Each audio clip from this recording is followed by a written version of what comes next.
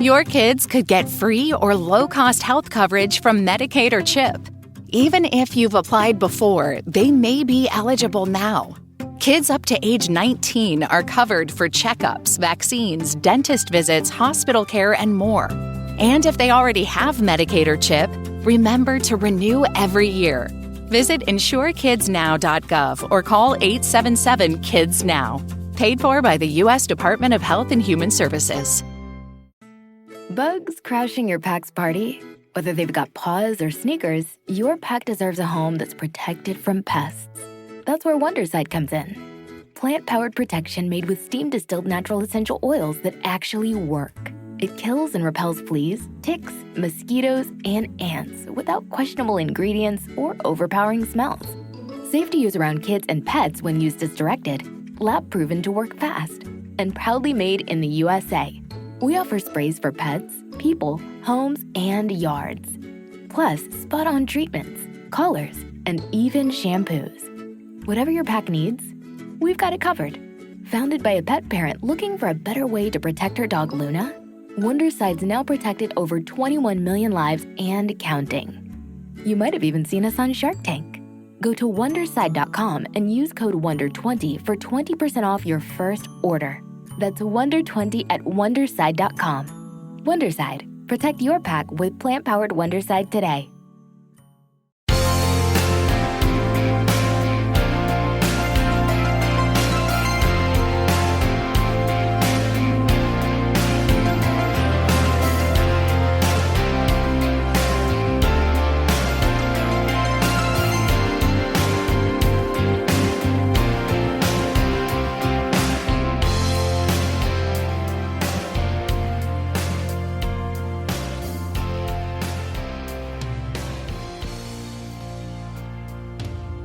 Welcome to a special crossover episode of the Projection Booth and the Kulturecast. I'm your host, Mike White. Joining me is my other host, Chris Stachiw. I am the one, or maybe half of the equation. We don't know. Just doesn't add up. Okay. We're starting early. All right, let's go. On this episode, we are talking about Matrix Resurrections. Is it plural or is it just resurrection? The Matrix Resurrections. Or if you're into the whole, making it even more complicated, The Matrix 4, Resurrections. Okay. Thomas? You seem particularly triggered right now. Can you tell me what happened? I've had dreams that weren't just dreams.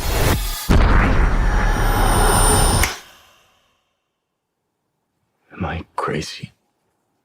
We don't use that word in here.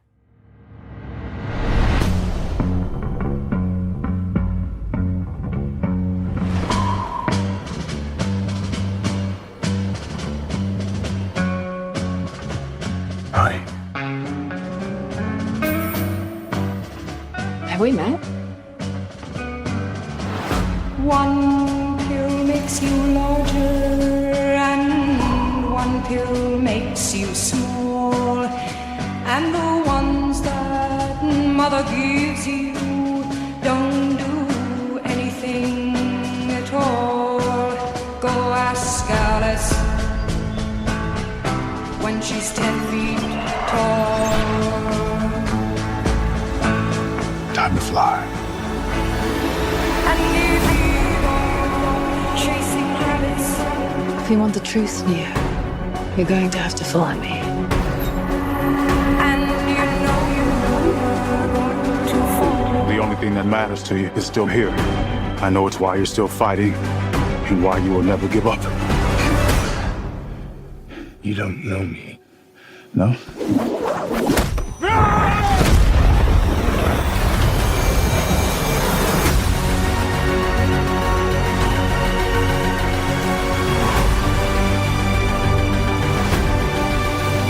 When logic and proportion have fallen, so be dead. And the white knight is talking backwards, and the red queens are with her head.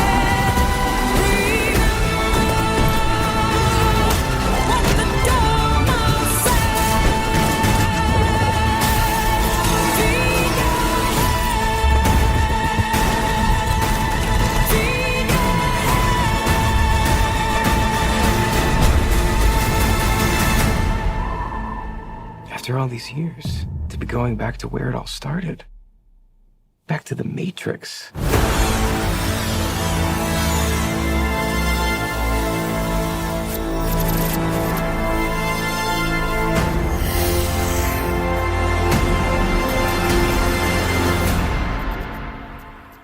Can you believe that there is a fourth Matrix movie now? Yes. And I'm going to tell you right here, Mike, controversial opinion. I am so glad that there is. Oh, really? I loved this movie. I loved this. This movie is made for people who watched The Matrix at my age and are now hyper disillusioned with everything. It really is. Like all of the stuff in the movie is such a, like, well, we'll talk about it, but I loved this movie. But to answer your question, like anything else, is being a fan of wrestling has taught me anything. There is no such thing as never say never. Anything can happen as long as that Brinks truck has enough money, because I was reading today. Do you know how they got this movie made? They asked the Wachowskis every year since the fucking last movie came out if they wanted to do another Matrix movie. Every year they approached them, Warner Brothers did. That's insanity. And apparently at some point, Lana had an idea and called up Keanu and said, hey, I got this idea, and he was on board. So the onus for the idea was, I guess Lana Wachowski's parents passed away, and a couple family members passed away, and so she was feeling, I guess, really kind of removed from the world. This was in the last couple years, and so rewriting the characters of Trinity and Neo helped her kind of. The interview that I read said, like, having these characters alive and back in the world was comforting for me. And I will tell you, like, just right out of the gate, if you go into this movie expecting Matrix at all, prepare to be disappointed. Right? Neo never picks up a gun, folks. No. Let that shit sink in for, like, a moment and just think about that. That's where we are. Matrix movies without guns for the main characters. It's interesting. There's some interesting things that they do in here. The plotting is strange. There was one moment towards the beginning where I was like, is anything going to happen in here? Right. It's, yeah. This movie is going to be for fans of Westworld. Would you agree? There's like some hardcore Westworld stuff in this movie too. I was getting a lot of the Watchmen TV series, and that's not just because of Mr. Mateen walking around in the buff most of the time, right? Like Dr. Manhattan. Talk about a career Yahya Abdul-Mateen has had already. Yeah. He's played Dr. Manhattan. He's played Morpheus. He's played, what the fuck is the character in Aquaman, Black Manta? Like, dude, you're coming into the scene and just knocking it out of the park. I love him. He's fantastic. Great. Yeah. So should we mention we're talking spoilers cast here? So we mentioned we're talking spoilers. We should, yeah. Yeah, if you haven't seen The Matrix Resurrection, and I'm just making it singular right now, Resurrections, there we go. If you haven't seen The Matrix Resurrections yet, turn off the podcast. Right. We're going to be spoiling it. Yeah. I would say go ahead and watch it. I think I enjoyed this movie too. I really was set to hate this thing, and I thought that the studio had abandoned it because we just did not get the hype that a movie like this, I think, kind of deserved. Do you know when the first piece of marketing came out? Do you want to give me a guess? We've joked about it before, but do you know the actual day? September 11th, 2021? August 24th of this year. I wasn't that far off. Wow. I mean, when you think about... there was an article that I read that was like, and we're not going to spoil it, but I'm going to mention it because how can we not mention it? There was an article I was reading that was like, how did Spider-Man No Way Home make so much money? And it's like, because Marvel spent a year promoting the fuck out of this movie. Right. This movie, nothing. There was no teaser at the Super Bowl for Matrix Resurrections. Nope. I mean, all you would have had 15 seconds, the computer code comes down, there's a blip, That's it. That's all you needed to know. They didn't even need to say the title. Just show us the glyph. Just show us the Yeah. green glyphs. That's it. That's all we needed. But no, nothing.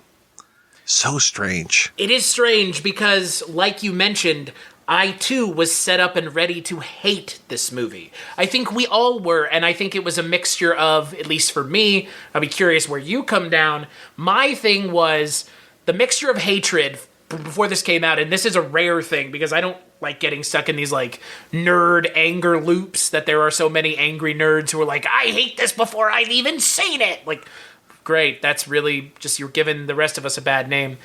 The second and third movies were really bad. Oh, yeah.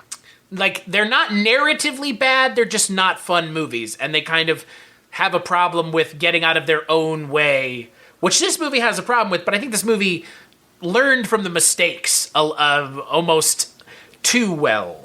I don't think there's anything nice I can say about the second and third Matrix films. No. Like I don't like the pacing. The action scenes go on for way too long. The whole idea of the ghosts and werewolves that are programs, the new Oracle, the Keymaster, the subway dude. Train man? Yeah, it's like, just shut the fuck up. It's like they were so up their own ass with their own mythology so quickly. Yeah, Agent Smith possessing the guy, and then he's in their world. Right. And there is some of that here, though, but I think it's handled really well. Much better. I think the weakest part of Matrix Resurrections was one of the weakest parts of the second and third movies, and that's Jada Pinkett Smith. I didn't like her character in this at all because she's a much younger woman playing a way older woman, and her makeup looks worse than Halle Berry's did in Cloud Atlas.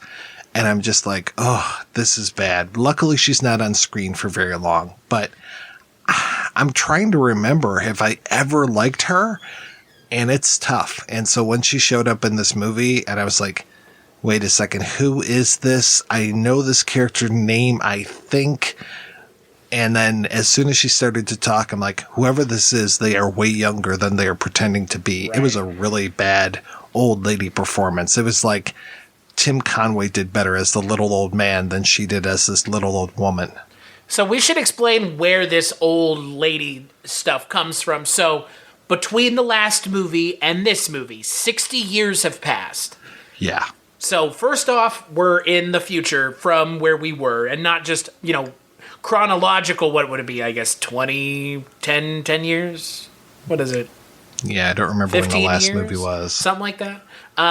So if we factor that into the equation, they're doing something much different 60 years in the future. It turns out Neo and Trinity are alive. They've been kept alive since the last movie in these kind of resurrection pods. Yeah, they kind of been rebuilt with like nanites and stuff. I would think that they're almost more machine than human after seeing the scene of them being put back together. Right. Yeah, there's this kind of strange scene.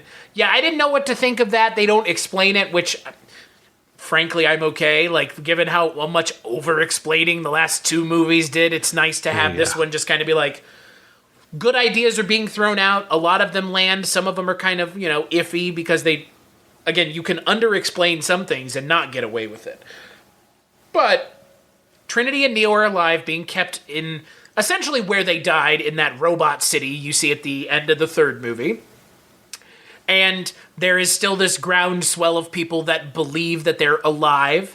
And one of these captains, played by Jessica Henwick, sees him one day and commits herself to finding Neo. While this is all going on, Neo and Trinity are essentially in the Matrix, but it's kind of like that RPD movie where it's like everybody else sees you as one thing, but you view yourself as who you actually are. Wow, RIPD gets a mention? I mean, that's what it's reminded me of. It is. It so is, yeah. And so that's why no one could find them. They've been alive this whole time, linked into the Matrix, but no one could find them because they didn't look like their normal selves. Their digital scans were being, I think, blocked. And so, even though he was a guy named Thomas Anderson working at a software company that made a game called The Matrix. Right. They still couldn't figure out that was the Thomas Anderson. But right. And they even said that. They even said that. They said, like, they looked at everyone. And to be fair, again, it's this thing of, like, they couldn't see him as Neo. Which, it's a little, it's, you know, again, I will give them credit for writing themselves pretty well out of the corner of Trinity and Neo are, for fact, in the real world still alive. I did not expect that at all. I didn't expect that was where they were going with this at all. Yeah, they've been plugged back into their pods, and now they are here. And I did like, you get to see little glimpses of them. It's very well put together as far as there were certain things where I actually backed up the movie a few times and rewatched it, and I was like, did I just see an old man in that reflection? Right. Did I just see her reflection in the table of a different person? Did I see that the Heart of the City hotel says, for those who like to eat shit? Yeah. What the fuck? I don't get that one, but it was interesting how they put in these little Easter eggs throughout.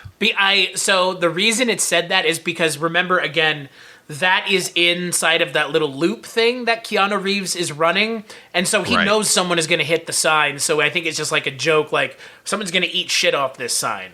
It's again, like you just mentioned, the movie is... Your kids could get free or low-cost health coverage from Medicaid or CHIP. Even if you've applied before, they may be eligible now. Kids up to age 19 are covered for checkups, vaccines, dentist visits, hospital care, and more. And if they already have Medicaid or CHIP, remember to renew every year. Visit insurekidsnow.gov or call 877-KIDS-NOW. Paid for by the U.S. Department of Health and Human Services. If you've been thinking about getting serious with your money, like actually serious, now's the time. The Motley Fool is offering new members 50% off their iconic stock recommendation service, Stock Advisor. This is the same service that's crushed the market with recommendations that have returned 1,057% since inception, compared to the S&P 500's 180% over that same period. This isn't guesswork. The Motley Fool has a track record of finding companies before they become household names. So if you want to invest smarter and you like saving money while doing it, go to fool.com/listen to claim your 50% off discount off a 1-year term of Stock Advisor. Again, that's fool.com/listen. Returns of 1,057% are from the Motley Fool's product Stock Advisor and measured against S&P 500 returns of 180% as of July 10th, 2025. Past performance is not an indicator of future results. All investing involves a risk of loss. Individual investment results may vary.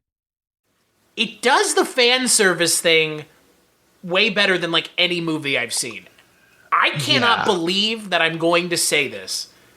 This is the best kind of this movie I've seen, and that's even taking into account Force Awakens, the Halloween reboot. Like, this is the best soft reboot of a series I've seen, because I genuinely, by the end of this film, I want to see where they go with this. I unabashedly am excited to see where they go. If they fuck it up like they did the last 2 times, different story, but they nailed the landing with the sentimentality and the nostalgia way better than I really thought they could.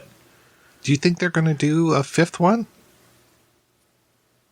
I mean, the analyst is still in the machine.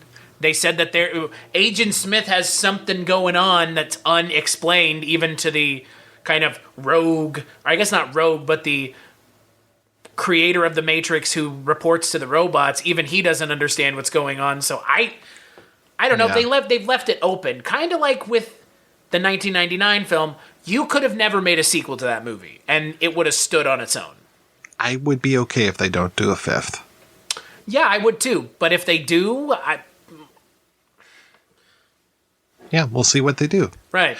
Yeah, the analyst, the Neil Patrick Harris character, so we find out that, Neo has memories of being out of the Matrix, in the Matrix movies. He has those memories and they still come back to him at times. So he's been seeing a therapist for years and years and years. Right. And his therapist is played by Neil Patrick Harris. He doesn't really have a character name. They just call him the analyst, though he's I think he's pretty much the architect from He's the new second or third. He's the new guy, yeah. And I did like that they named his cat Deja Vu, and I was like, okay, that's clever. And I thought for sure the cat was going to have something bigger to do. Like, there's one part where he's like trying to get to the cat, and I'm like, oh shit, is he going to like hit the bell and something will happen? I'm glad that they didn't go down that road. And I like this whole idea of him, Neo / Thomas Anderson, not really knowing what's real, what's not. This whole idea of him having to take this blue pill every single day to basically his symbol of I agree with what's going on and kind of go from there. This whole idea of him, quote unquote, committing suicide by leaping off of a building. And I'm glad that they didn't really take that too much farther either, which was nice. So yeah, they set up a lot of fun things in here, and yeah, they don't beat you over the head with a lot of stuff. I mean, until we get to what is the Matrix, when they're brainstorming what the fourth game should be. And I did like that it was Warner Brothers who was saying, you have to make this fourth game now. Well, and that was the thing that you mentioned that is the true mind fuck, I think, of this movie. And I think it's the smartest thing about this movie. So what they've done is, like you mentioned just now, in this universe, The Matrix, as we've seen those movies, is actually a video game that you play and experience Thomas Anderson's dreams, I guess, or what he's perceiving as his dreams or his creative thought, but it is actually the first three films, his true experiences. So in the game, when they show clips from the movies, the original three movies, that you're meant to perceive that as the game that he has, created. And in the game, he's created a character based off of Trinity. But I think it's really smart that they go kind of meta, right? They're like, the Matrix movies existed, but not as you know them. So here's how we kind of write ourselves out of having to reintroduce the characters, because you could just be like, I don't really need to know those first three movies to appreciate this one. That's the other thing here, is they've made it so you don't even have to know the first three movies. They do a pretty good job of like letting you kind of know the beats that you would need to know in a way that, I mean, I don't know of a lot of movies that have done that either. They were like cutting away to another movie all the time. It would seem strange, but in this movie, it kind of works. Yeah, I know my wife was a little confused. She's like, were those flashbacks? Were those memories? And I'm like, maybe-ish. Both. Yeah, sometimes yes, sometimes no. I mean, when they're trying to extract him from the Matrix at one point, they go into a movie theater and they have clips from the movie playing on a torn screen, and then he's kind of experiencing the same thing. So yeah, to your point, it's those beats from the first movie are now being echoed in this new movie. But it's unlike Force Awakens, where they don't acknowledge it. This movie acknowledges it and doesn't. They're not saying like, oh, we're acknowledging it because we're too lazy to do something different. They're saying we're acknowledging it and we're changing how you remember this scenario playing out. We're changing it. We're upping the stakes, making it crazier. They're finally explaining the whole mirror thing. They never explained it in. I mean, it really only existed in the first movie with the mirror liquid. They never explain it, and in this one, they kind of explain that it's a portal that they can use because they don't need phone booths anymore. They can just kind of travel through mirrors, which I mean, special effects, obviously that's a special effects thing that they really wanted to show, and I think it works, but I think to your point, giving us what we've seen before in a different way is something that nostalgia movies like this one, like Force Awakens, do. It's just weird to see them not. It's weird to see them not acknowledge it. I guess acknowledging it is weird, right? Yeah, and I mean, personally, I hate the Merovingian character. I hated everything about him in the previous movies. I was actually kind of happy when I saw the Merovingian show up, especially because he just looks like he's been having a horrible life for the last 60 years. And I'm like, good. That's what that character deserves. He's WinRAR on your computer. would you like to buy me, or can we keep being used for free? I think they explain them as like an exiled program that's like in the in the recycling bin but hasn't been deleted or something to that effect. Yeah, it's interesting. I mean, we haven't talked about the kind of the big thing of this movie, which is the recasting of Morpheus, which I also think is the way they get around it is really smart, because it is recasting, and the way the movie explains it is he's essentially a program that programs can escape now. Yeah, that whole idea of the programs now working with humans, and I thought that was very, very smart. Not all robots are bad. Not all robots. Yeah, exactly. Hashtag not all robots. There are good robots on both sides. Yeah, and I thought, oh boy, these like little robot mascots that they have on their ship are going to be really annoying. Like the one reminded me of the bad little robots from the Transformers films. Yeah, yep. I thought the same thing. And when they did a high five, I was like, oh God, no, please, no more of this. And they didn't give us any more of that. And I was fine with that. And I was glad to see the Sati character show up as that kind of like butterfly-esque type character, the robot. And I was like, okay, this works. And this whole idea of Morpheus existing as Morpheus inside of the Matrix, but Morpheus existing as, like I was saying before, Dr. Manhattan, this kind of naked, it's like this magnet storm type thing. And that was interesting that they can have these programs now have a physical presence in the actual world, and having him and then having a few others, the guy who's helping Jada Pinkett Smith grow the strawberries.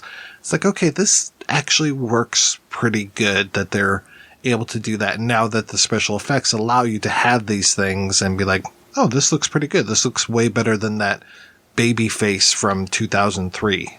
Well, and the other thing I would say, just kind of writ large for the film, obviously this is not the Wachowskis plural. This is the Wachowskis singular, Lana Wachowski. So I can't speak for Lily Wachowski, but as far as I can perceive it, Lana Wachowski has really matured as a filmmaker and as a screenwriter. Because again, we joke about the not all robots thing.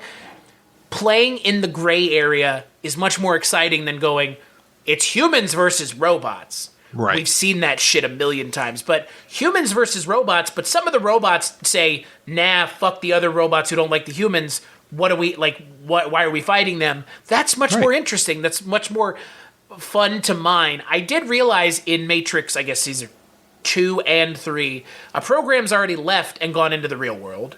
Right. Agent Smith did. Yeah. This just feels like higher stakes now.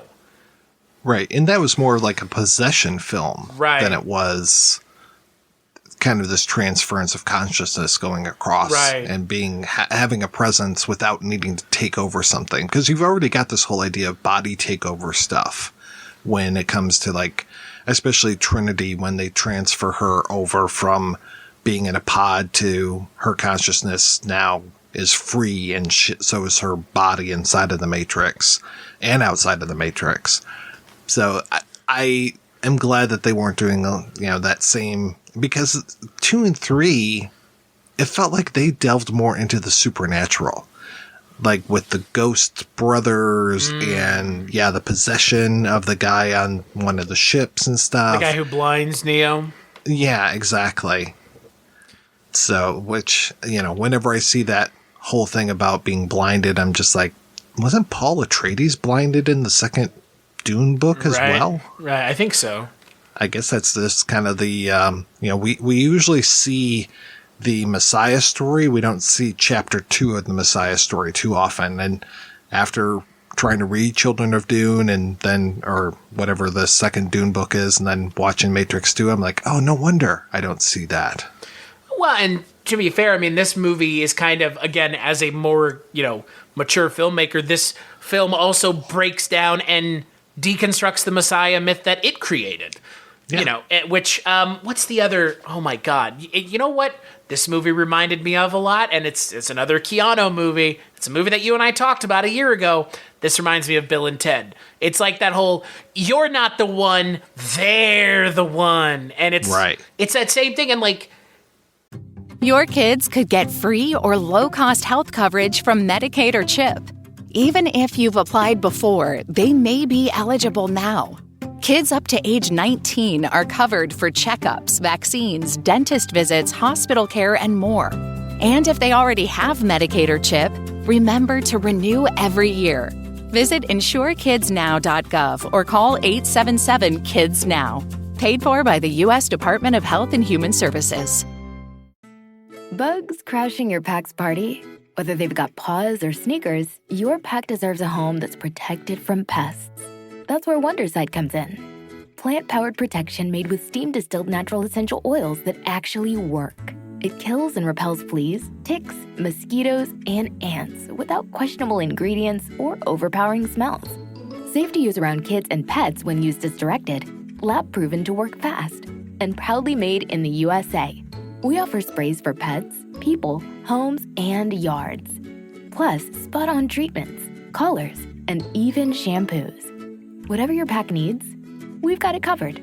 Founded by a pet parent looking for a better way to protect her dog Luna, Wondercide's now protected over 21 million lives and counting. You might have even seen us on Shark Tank. Go to Wondercide.com and use code WONDER20 for 20% off your first order. That's WONDER20 at Wondercide.com. Wondercide. Protect your pack with plant-powered Wondercide today. I will say the same thing I said in that movie for this one. I kind of don't mind that. I don't mind that, and I especially like the empowerment of Trinity. Oh, fuck yeah. Yeah, that was fucking fantastic. When they jump off that roof and she's the one that's flying and he's holding on for dear life, I was like, yeah, that's the way it's going now. So great.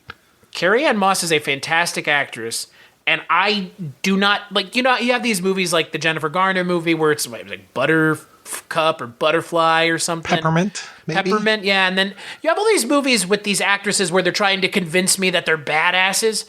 I don't have to be convinced Carrie-Anne Moss is a badass and that she doesn't take shit from people. She looks like she doesn't. I believe it. She looked so good and just so tough when she was working on that motorcycle, and she's got the tank top on and stuff. It's just like, yeah, she's just such a kick-ass lady, and I love she rocks the short hair and everything.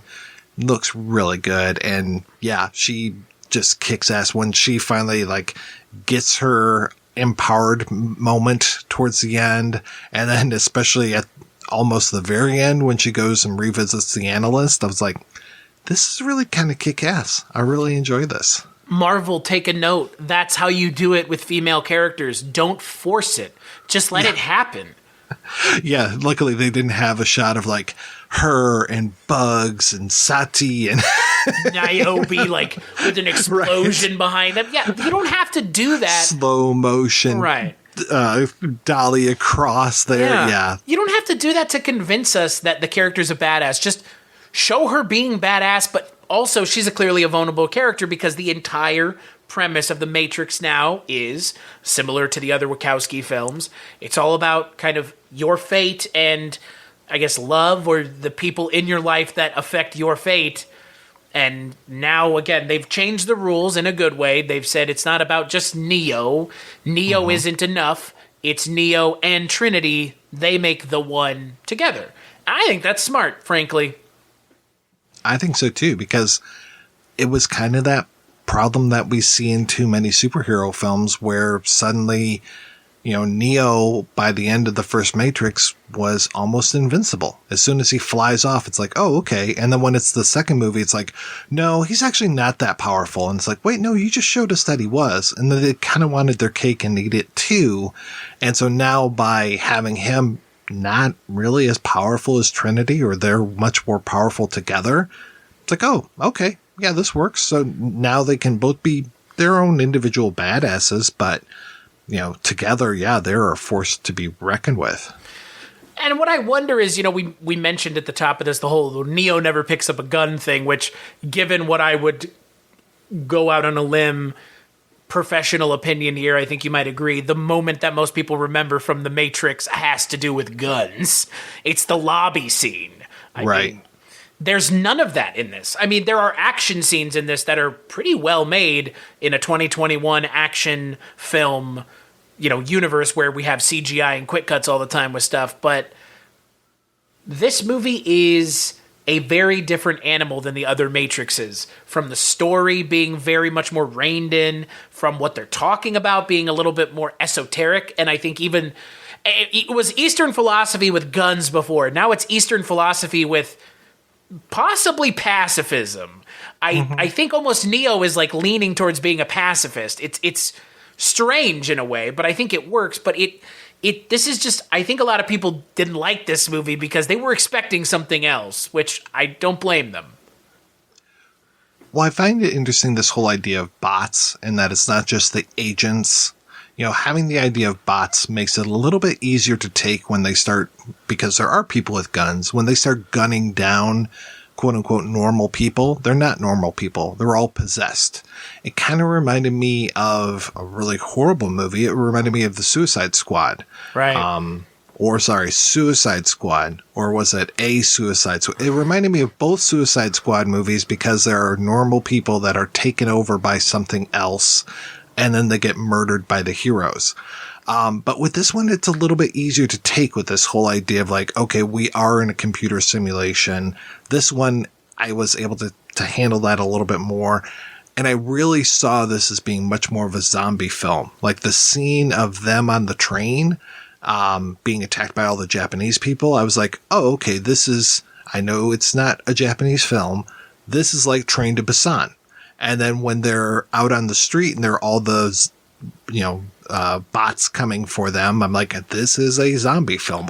This is like Resident Evil. All of these zombies, for lack of a better term, running after them, attacking the car and just swarming them, not even needing guns. The people didn't have guns. And oh my God, when they started throwing themselves out of the buildings. Oh my God. What a visual, right? It was so good. I was like, wow, this is really great filmmaking. Yeah. So what Mike is talking about is during a chase scene through downtown San Francisco, the bots. So are the bots, let me give you what my interpretation is. You tell me what your interpretation was. Are they real people or are they just like computer generated NPCs? It feels like they're all computer generated NPCs. Which I think, for me, in my opinion, that should have been the whole idea from the get-go in this series. Right. If it's in a computer simulation, you never have to have them killing real people. Unless it's real people involved in trying to be part of the system as opposed to being freed from it, which we've never seen yet. Right. Which is kind of what they're building towards, I think, by the way. Right. When the analyst says, and I can't remember the character's name, but he's like, oh, this guy here who works with her Kush, handler. I think, Kush, I think was his name. Yep. Yeah, he's like, oh, well, this guy, he's her handler. And then Chad, the Carrie-Anne Moss's Tiffany character, her husband, when he becomes possessed, I was like, okay, that makes total sense. He's been there watching her and making sure she's, just like she's got a handler at work, she's got a handler at home, and she should never stray from the path with these two men looking over her. Which I assume are programs. Yes, I assume that they've been programs the whole time. Right. And her kids. Right. And so when they all came running in like, oh, so-and-so broke her arm, we have to go. I'm just like, okay. And I'm glad she saw through that. And it's like, nope, I'm here now with Neo and this is more important. This is real. And you guys aren't real. My family's not real. So Handsome Chad was the director of John Wick, by the way. Oh, very nice. Chad Stahelski. Nice. So yeah, okay. It's really interesting. I don't know why they never made a bigger point of being like who you are killing, because that would have been a line that Morpheus could have thrown out in that scene where he's sitting with the TV with Keanu in the first movie. He could have been like, most of the people that we're going to encounter are not really people, but just programs in the Matrix. Like, that would have been a throwaway line. That should have been the case. It clearly seems to be the case now. I'm okay with that change because, again, there was no need for them to kill real people. Why? Well, because the whole point of these movies was to free more real people. Right. And instead they'll ostensibly just murder them. Yes. Right. And I was glad, too, that they talked about how the power output wasn't enough from people, but now that there is more conflict, there's more power being generated, and really... Monsters Inc. in it, bro. Yeah, now this whole, the analyst / architect character, it's like, oh yeah, we're keeping the whole world off balance, and that creates conflict, and that's why we have more power now as the robots. Do you think the analyst is making the pandemic right now? I don't know. I mean, again, there's some stuff in this movie that I was just sitting thinking to myself, like, if we had never been in this pandemic, I wouldn't have thought anything about this line. But now it's like, I mean, obviously that was written intendedly that way. Well, the whole idea of like what the Matrix became for like men's rights yahoos and political conspiracy theorists and all this, like, oh yeah, I red pilled, I can see clearly now, all that kind of bullshit. I think they kind of call that out during the brainstorming sequence, and I was like, okay, good, thank you for doing that. Yeah, no, and you know, that's. I again, as a much more, again, I will go back to it, a much more clearly mature filmmaker, you do get the tearing down of the toxic masculinity that is associated with the original film. And Rodney Asher's A Glitch in the Matrix talks about that toxic masculinity with the case where the kid killed his parents because he was obsessed with the Matrix. And like you said, the Matrix does kind of, red pilling. That's where that shit comes from. He's a blue pill. Oh, he's blue pilling himself every day. I really like that Lana Wachowski said, "Now fuck this shit. I'm taking it back." And I'm glad. I'm glad that the Matrix, in my opinion, has been taken back away from that, really uncomfortable toxic masculinity that I think everybody associates with that first one. The trench coat and the boots and the leather, and it's great. It's great for visuals, but it's become something else entirely. Oh yeah.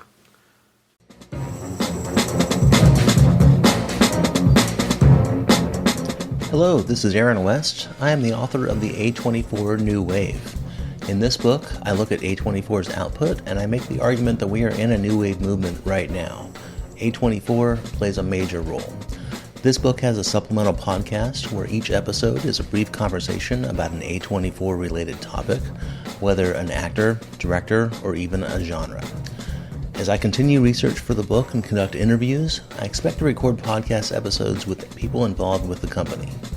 You can find the podcast at cinejourneys.com or wherever you find podcasts, and we are proud to be members of the Someone's Favorite Productions podcast network. Hello, my name is Kevin Tudor, and I'm one of the 3 hosts of Almost Major, a film podcast dissecting many major indie studios and the films they release. Every week, myself, Charlie Nash, and Bryden Doyle discuss overlooked, forgotten, or bona fide classic indie films via studio-specific miniseries. We've previously covered numerous films from Artisan Entertainment, Lionsgate Films, and New Line Cinema. Titles including The Blair Witch Project, American Psycho, Dogville, But I'm a Cheerleader, Saw, Requiem for a Dream, and Ringmaster, the Jerry Springer film. Anyways, we have a fun time every week and we hope you will join us. Subscribe to Almost Major wherever you get your podcasts. Now proudly a part of the Someone's Favorite Productions podcast network. So how about Agent Smith, Mike? What's up with that? Well, which Smith? Are you talking about the Morpheus / Agent Smith or the other Smith? Talking about Mr. Sexy, Jonathan Groff. The one thing I was hoping that he would say is, at one point they're like, "You're Smith," and I wanted him to say, "I'm a Smith," because doesn't he say that in The Matrix? Yeah, I think so. Calls himself a Smith, but he kind of does at the end. That's kind of his last line. You could have been, what is it? I could have been. It's like, I am anyone. Right. I'm always there is that. Yeah, he's like, I'm always anyone. You have to be you, but I'm anyone, is what he said. Right. Yeah.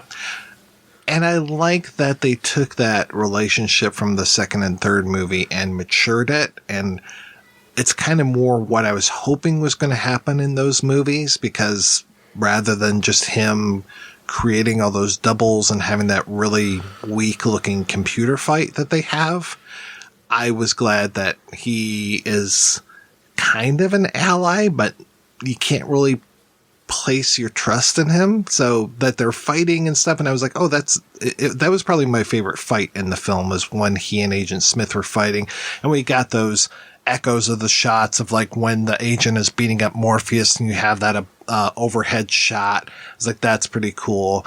And then I like that, to your point, Thomas Anderson, Neo, does not, most of his powers seem to be defensive now. He's always stopping bullets or, pushing people away. He's not outwardly attacking him. But when he gives those two big Ryukens in the film, I was like, that's pretty cool. So when he like Ryukens Agent Smith across the room and maybe even out of the building, I was like, okay, this is pretty cool. I was glad for that. Well, and the other, like you said, there's these scenes towards the end of the movie where Neo almost looks like weak, where Trinity is like propping him up and he's like just doing the bullet. It's the bullet time now. Now it's bullet time. Shit, they call it bullet time in this movie. I love that. Yeah. It's like, it's bullet time. Like, whatever. Who cares anymore? Who cares? You can't make a movie without being self-referential anymore, apparently, which I'm okay with. But he looks like frail. Like you said, he doesn't look like, the guy from 2 and 3 who's flying around and hitting people with concrete at the end of a, 12-foot pole. Right. Jesus. Jonathan Groff, though, it's funny. So Hugo Weaving, they approached him and he couldn't make his timing work. So Hugo Weaving would have been in this movie. I'm glad he wasn't. And I will tell you why. I agree. Yeah. I don't think there's a point. That story with that character is done.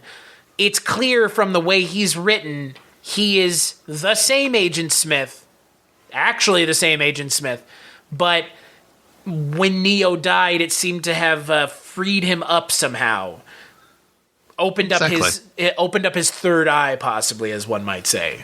Well, he was already starting to get free because of Neo going through him and breaking him apart. That helped change him. So this is just a further evolution of Smith. Right. So I saw nothing. I was like, oh my God, that has to be Hugo Weaving. So when as soon as they show him at the computer game company, and again, it's a replay of that first meeting that Neo has with his boss. But his boss, we just talked about the Matrix on the projection booth. Basically, a lot of the lines from Thomas Anderson's boss are the same lines that Agent Smith gives to Thomas Anderson in the interrogation. This whole, you're leading two lives, one of them must end. And so those two characters are, joined at the hip. So when he walked in and there's this guy standing there, I was waiting for him to turn around and be like, Mr. Anderson. So what I didn't understand, though, is why is Agent Smith at that company? Is he being controlled by the analyst as well? It feels like he is being kind of controlled, because it feels like when he shoots the analyst, because he shoots the analyst, right? At the end of the film, he's saying, I am free now. Yeah. Yeah, it feels like now he has his own freedom even more. It feels like the analyst has his thumbs on everything. Right. And that was my interpretation, which it's funny because you have the three main characters, again, without Morpheus, from the last three movies, all under the thumb of Neil Patrick Harris's character until they're not. Right. I mean, there is that, there's this great scene of Jonathan Groff's character looking at the Desert Eagle on the ground, and you hear all the sound drop out, and it's just the music starts swelling. It's like, duh! And you're just sitting there thinking, if he picks that gun up, he's Agent Smith again. And then they go right into it. It's great. I am so shocked at how good this movie is. It's kind of mind-blowing. It really is. It is better than it has any right to be. Oh my God, yeah. Yeah. I think it helps out, too, that Lana was working with two of her writers from, Sense8, and I think they also worked on Cloud Atlas. So it's all right, they have a history with her, and there's that trust, I think, and it feels like there was a really good creative alliance between all the writers. And like you said, Lana, it feels like there is a maturity in the direction, because frankly, I really haven't liked the last, I mean, other than The Matrix and Bound, I really don't like that many Wachowski films. So I feel like, oh, here we are. We've come to a new place. This is actually pretty good. And I will admit, I haven't seen Sense8. So, but like Cloud Atlas, I was like, it's okay. But I was there more for Tom Twyker than I was for the Wachowskis. I'm with you. For most of the Wachowski stuff, I think it's just okay. Speed Racer is fun to look at, but that's about it. V for Vendetta. Hello, this is Chris Haskell from They Live by Film. For those that don't know us, Adam, Zach, and we built a podcast over the last 2 years that's a combination of film discussion from 3 very different perspectives, as well as industry interviews with the leaders in boutique Blu-ray and 4K community. We started with Dev Crocodile, but over time we've been lucky enough to speak with Arrow Video, Severin, Mondo Macabro, Vinegar Syndrome, Radiance, Indicator, most of the OCN partner labels. It's been a blast. You can find us wherever you podcast, and also actually recently as part of Someone's Favorite Production Podcast Network. We hope to see you online. What is there to say? It's okay. Yeah, that one I don't mind. It's okay, I always forget that they made it. Yeah. Well, that's because it's almost not really a movie that they made. It's like it's beholden to a source material. Totally is. Right. Yeah. But Cloud Atlas, it's like 3 hours long. It's a lot. It's a lot of a movie. Yeah. I haven't seen Jupiter Ascending, but I know enough about it. Oh boy. To stay away. Sense8. Sense8 I haven't seen either. I think that this was always the logical conclusion to revisit The Matrix when, I think everybody expected they would both revisit The Matrix. They may both still revisit The Matrix. Lily may join Lana in the next film if there is one, but they, like you said, they've come full circle, and I think that this movie really is a testament to taking a step back from your franchise, addressing what needed to be fixed, and actually availing yourself to fix it. Because I'm not going to say this is a perfect movie, but it's one of the better movies I've seen this year. It's better than Dune. Guess what? It's better than Dune, guys. And you know what? I know that that's an unpopular opinion because everybody loved Dune, but you'll have more fun, and this movie asks more interesting questions than Dune does. And Dune tries to ask some interesting questions, and it falls flat on its face. Yeah, and this is actually a full movie, so you get to see a beginning, a middle, and an end. And it's kind of a false beginning, too, which I like. Like I said, at one point I was like, is something going to happen? Because, they do the smart thing by starting the movie off kind of with an action scene, this whole idea of them in this modal program and re-watching the Trinity scene from the very first movie, but then recasting it. Like when they didn't have the bullet time, I was like, okay, that's interesting. And when the agent showed up and it was different dialogue and it was obviously different people, different races even, I was like, okay, this is interesting. But, some of the same lines, no, Lieutenant, your men are already dead, those kind of things. I was like, okay, this is kind of interesting. But then when things turn, it's like, oh, all right, I like where this is headed. But then there's a long period of time where it's Thomas Anderson's life now. And at first I was concerned of just how long it was going on for. But then I was like, you know what? I'm actually okay with this. And I think they needed that amount of time to separate those sections and make us kind of doubt what was going on. It didn't feel like they were spoon feeding us like, well, of course this is going to happen. Of course that's going to happen. It felt like there was actually some wiggle room in there as far as you can't really tell where this movie is going all the time, which is to me one of the worst things now about so many movies where it's just like, well, of course this is going to be the next scene. And of course in 2 scenes, this is going to have to happen. When they're, doubting whether Trinity is going to be, saved and all this, I'm like, well, of course she's going to be saved. That's the movie. We're not going to kill her right now. And they didn't, which is good, but that wasn't one of those obvious things where, that was the obvious things. It wasn't like some of the other ones where you're like, oh, I didn't see that happen. Okay, that's kind of cool. I will say almost not having an advertising campaign helped the movie because I had no fucking idea what, like you said, I didn't know. It's not made apparent when you turn the film on that Neo and Trinity are actually alive. That's not made clear until, Jesus, a half an hour, almost an hour in? An hour. Yeah. It's an hour into a 2.5 hour movie. You finally realize they give you a little bit more information. You don't get everything until I would say the last scene of the movie. You kind of figure out maybe what all the pieces are, at least at the moment. But yeah, giving the world time to breathe, doing some world building. That first hour reminded me, I mentioned Westworld, it reminded me of Westworld a little bit. Where it's like you're just watching this character in their loop, as it were, and you watch him do the same thing every day, and he's getting, wanting to leave the loop because he feels like something is wrong. There are things that were really influenced by The Matrix. Westworld is one of them, very obviously. And now it has gone on to influence the thing that it was influenced by. So I really like the amount of time they take setting the movie up. Yeah, and to your point, I'm glad I didn't know about this movie. Yeah, I was just we were making fun majorly because of the lack of support, and that's usually a horrible sign. But also with the lack of support, there was the lack of all the spoilers. And yeah, I knew everything that was going to happen in Spider-Man because I knew all of the things and all the shots from behind the scenes that were constantly being posted. And then the trailers were giving away everything.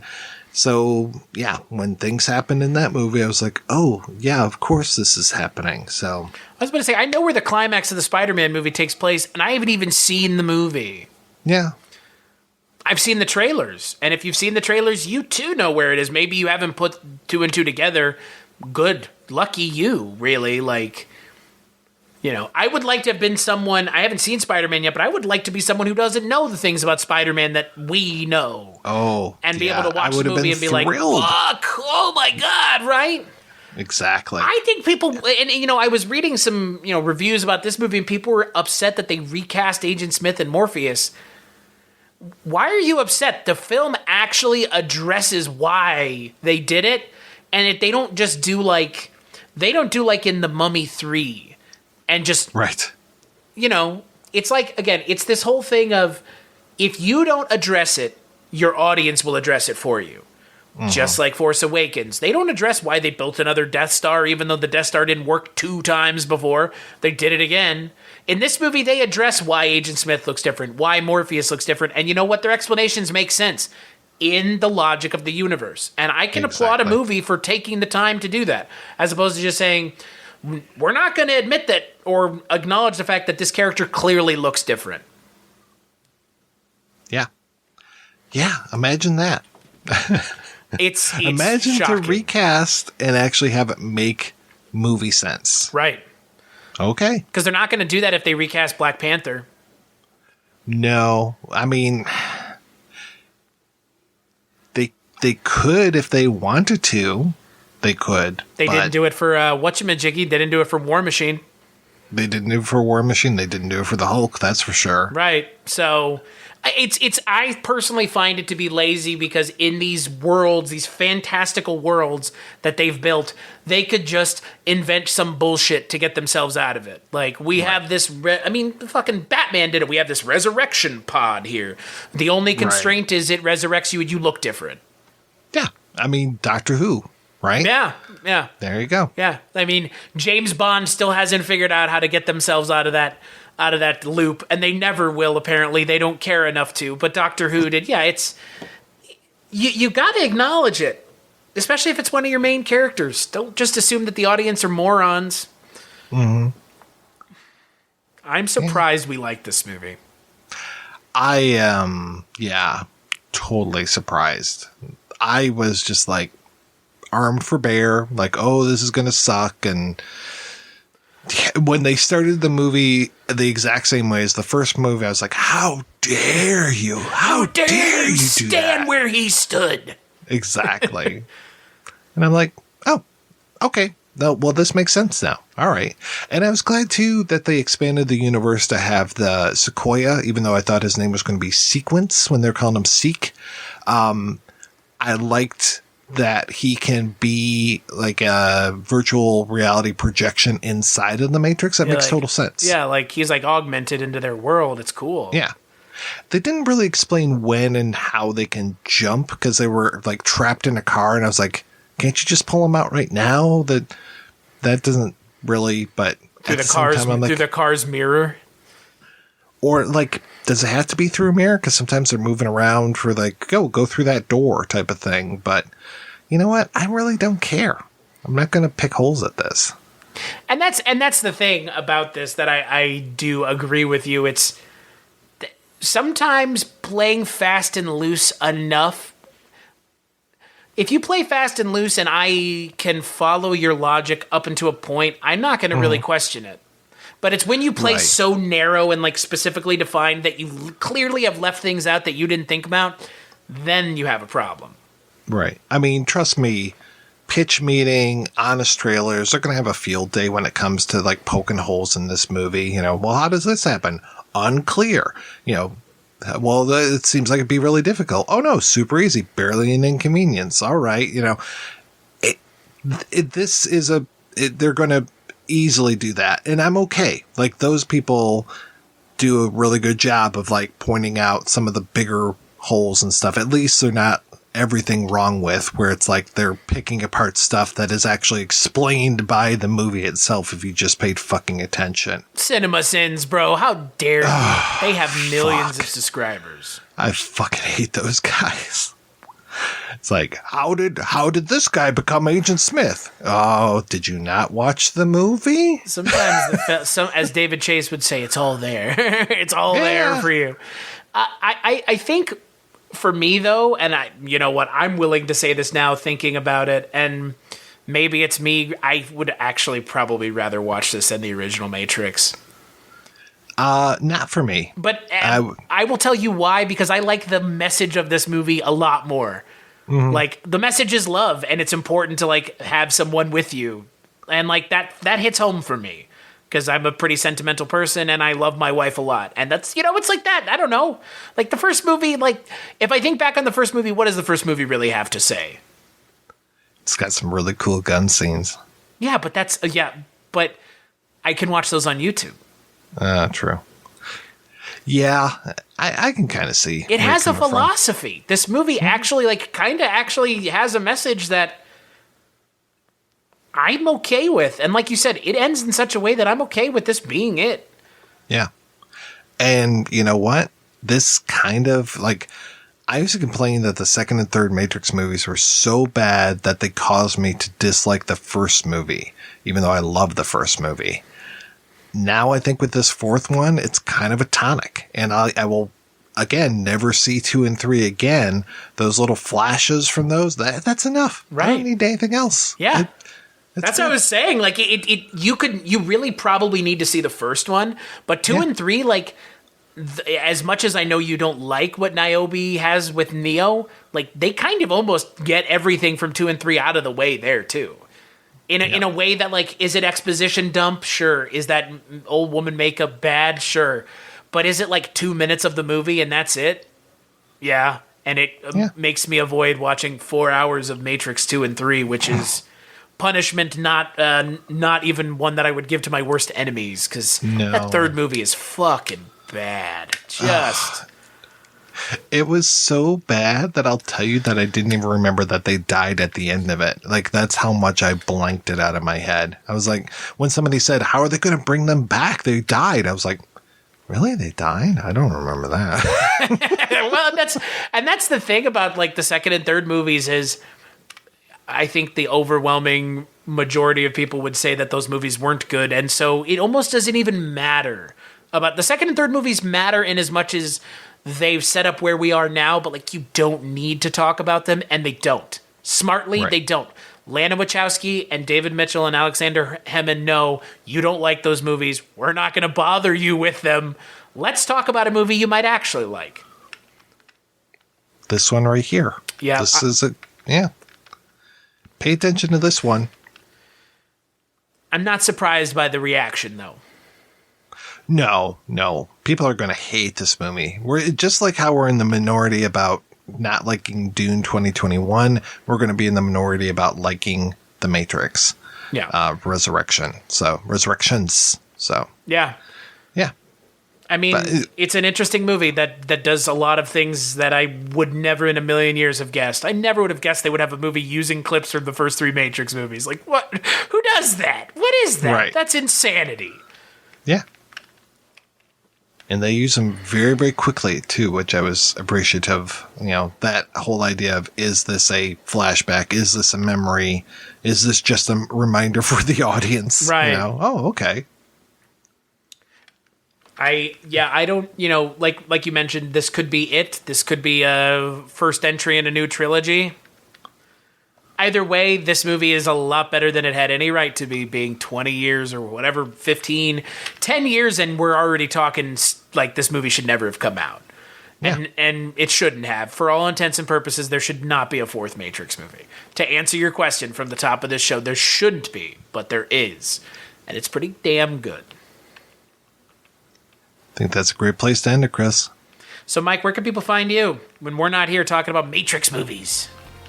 You can always find me over at the Projection Booth Podcast, which, oddly enough, is available at projectionboothpodcast.com. How about you, Chris? cstachiw.com, cstachiw.com is my link tree. Things that you and I work on, Barney Miller, Columbo, those things, that's where they are. Other than that, nowhere else.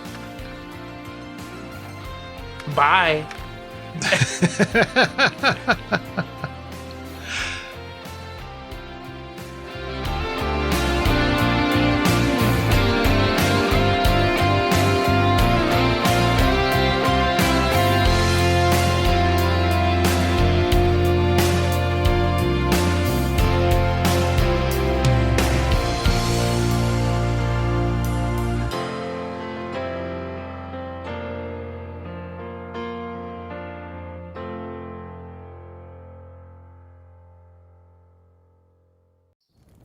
Have you ever wanted to dive deeper into the horror movies you love?